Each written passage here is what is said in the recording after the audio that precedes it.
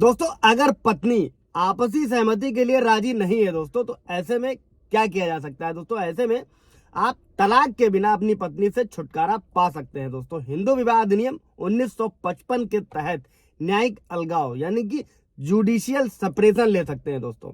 दोस्तों जय हिंद, नमस्कार, मैं एडवोकेट आशीष मिश्रा। दोस्तों आज इसी प्रक्रिया को हम लोग इस वीडियो में समझने वाले हैं दोस्तों। अगर किसी भी तरीके का पति पत्नी के बीच में डिस्प्यूट चल रहा है दोस्तों और पत्नी तलाक नहीं दे रही है दोस्तों, तो ऐसे में आप क्या कर सकते हैं दोस्तों?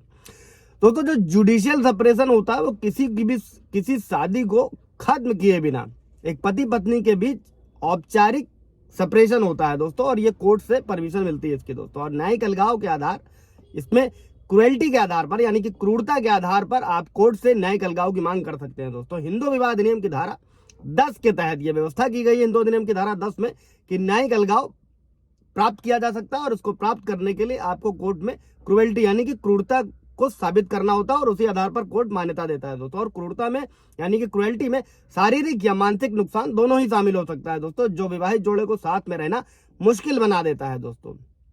अभी इस केस में दोस्तों न्यायालय की कार्रवाई कैसी होती है दोस्तों?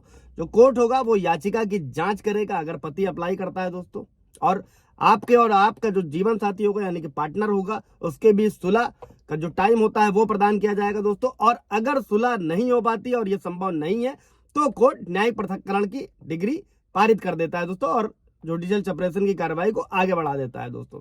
और इसी के साथ में दोस्तों अगर कोर्ट संतुष्ट हो जाता है कि क्रूरता का आधार सत्यापित हो गया है, ये सही है, तो न्यायिक पृथक्करण यानी कि जुडिशियल सेपरेशन का डिसीजन दे दिया जाता है। और यह निर्णय कानूनी रूप से आपके अलगाव को मान्यता देता है, और आप और आपकी पत्नी अब पति पत्नी के रूप में एक साथ रहने के लिए बाध्य नहीं रह जाते हैं दोस्तों। जैसा कि हिंदू मैरिज एक्ट 9 में होता है, अगर पत्नी घर छोड़कर चली गई, घर नहीं आ रही है, तो आप सेक्शन 9 के तहत कोर्ट में, फैमिली कोर्ट में एप्लीकेशन देकर पत्नी को घर वापस बुला सकते हैं। और इसमें कोर्ट पत्नी को आदेश करेगा कि अगर वो साथ नहीं रहना चाहती है तो वो वाजिब कारण कोर्ट को बताए, और अगर वो कोर्ट को कारण बता देती है तो ठीक है, अगर नहीं बताती है तो उसको पति के पास आकर रहना होता है। और अगर वो नहीं भी आती है तो इसके फ्यूचर में 2 फायदे आपको मिलते हैं, एक तो मेंटेनेंस में, और अगर पत्नी झूठे केस दायर करती है दोस्तों तो। और दोस्तों एक चीज और नोट रखिएगा कि 1 जुलाई 2024 से पूरे देश में नए कानून लागू हो चुके हैं, और अब जो मेंटेनेंस के केसेस हैं दोस्तों वो सीआरपीसी 125 में ना चल के भारतीय नागरिक सुरक्षा संहिता 144 के तहत चलेंगे, और जो 498 के केसेस हैं दोस्तों वो भारतीय न्याय संहिता की धारा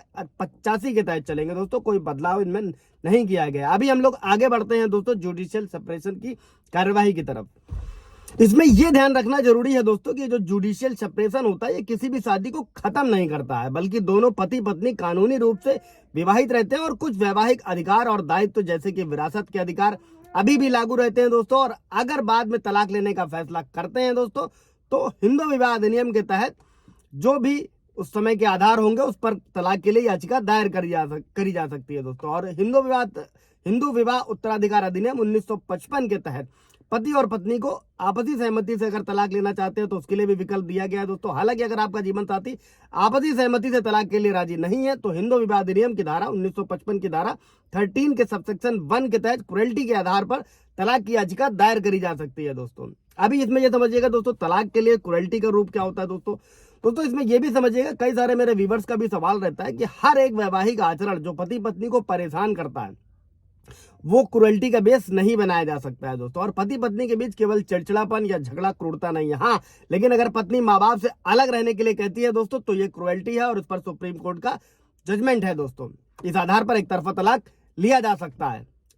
अब इसी के बाद बढ़ते हैं दोस्तों कि वैवाहिक जीवन में जो क्रूरता है वो छोटी बड़ी किसी भी तरीके की हो सकती है, हिंसक हो सकती है, अहिंसक हो सकती है दोस्तों, और इसमें शब्द और हाव भाव दोनों शामिल होते हैं दोस्तों। और तलाक याचिका में क्रूरता के रूप में जो दावा किया जाता है वो आचरण इतना गंभीर होना चाहिए दोस्तों कि साबित हो सके कि याचिका दायर करने का जो पति पत्नी ने याचिका दायर करी है वो वाजिब है दोस्तों, और अब इनका साथ रहना उचित नहीं है दोस्तों, और वैवाहिक जीवन को आगे जारी रख पाना नामुमकिन हो चुका है दोस्तों। और तलाक याचिका दायर करने के लिए सिर्फ एक चीज और नोट रखिएगा, सिर्फ शारीरिक क्रूरता ही जरूरी नहीं है दोस्तों, इसमें मानसिक क्रूरता यानी कि मेंटल क्रूरटी भी शामिल होती है दोस्तों, और इसमें मौखिक दुर्व्यवहार भी शामिल होता है, गाली गलौज बदतमीजी, ये सभी चीजें शामिल होती हैं दोस्तों, जिससे लगातार किसी भी याचिका करता है यानी पति को अगर परेशानी हो रही है तो तलाक की अर्जी ली जा सकती है दोस्तों। और जुडिशियल सेपरेशन इससे रिलेटेड कोई सवाल जवाब होगा दोस्तों तो पूछ लीजिएगा। Thank you.